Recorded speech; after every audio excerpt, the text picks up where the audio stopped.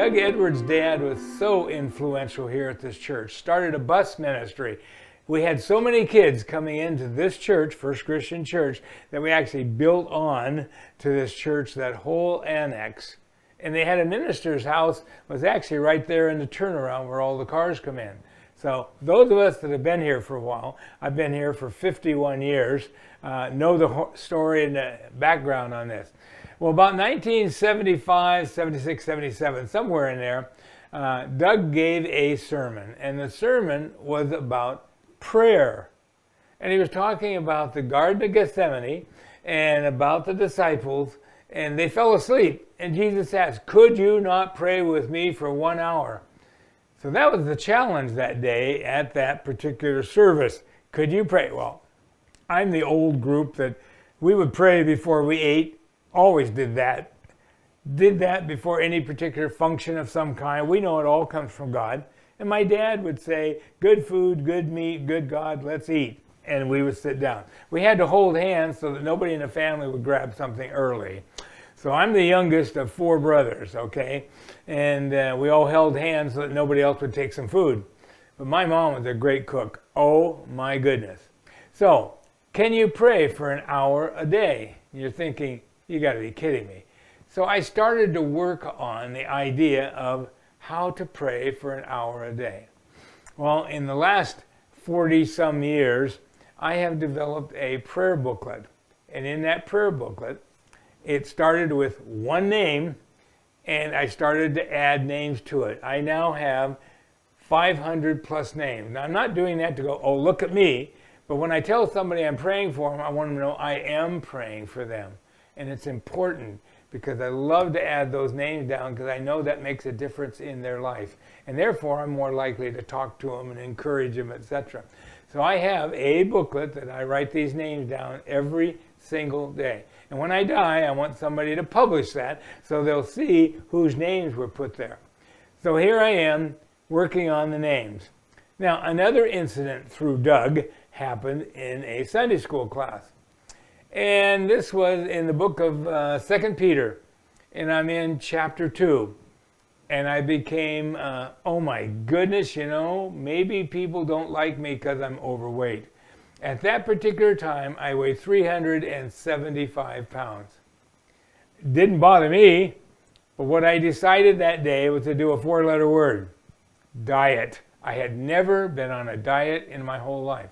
In fact, I accepted Jesus because he was my best friend. He didn't make fun of me if I was fat. I've never been beat up. I've never fought anyone. I'm just a big kid, and I talk a lot.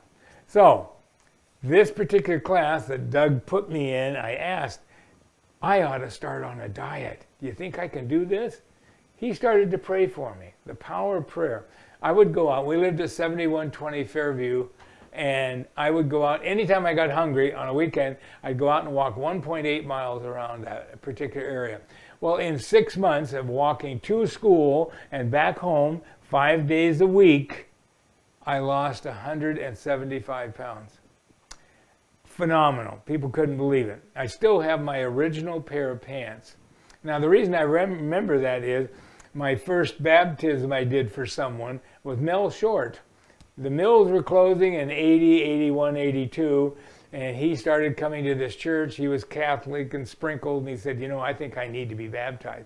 So I took those pants with me, went out and tied them on, and there I am. We went out to the river and baptized him. It was so much fun. But all because Doug encouraged me to start going on a diet. Those are things you don't talk to people about, but Doug did. Now, the next one came. Doug, we worked at Camp Wainema together. Loved doing those church camps. We had Vacation Bible School. One of my favorite ones was Lazarus. And Lazarus was down here in a room, and the body was laying there. I went out to the sports place, and I wanted to find something that would be reminiscent of a dead body. What would it smell like? I got something. I said, I want to get the stinkiest, smelliest stuff you've ever had. So I got some. Ironically, the smell drifted upstairs into the church, and 3 or 4 people got sick because it smelled so bad. But Doug had such great ideas for Vacation Bible School. So we had so much fun. So the bus driving and Vacation Bible School. Now here comes the tough one. 20 years I had been doing something I shouldn't have been doing. It wasn't illegal, but I wanted to find an accountability partner. That came up in our discussion.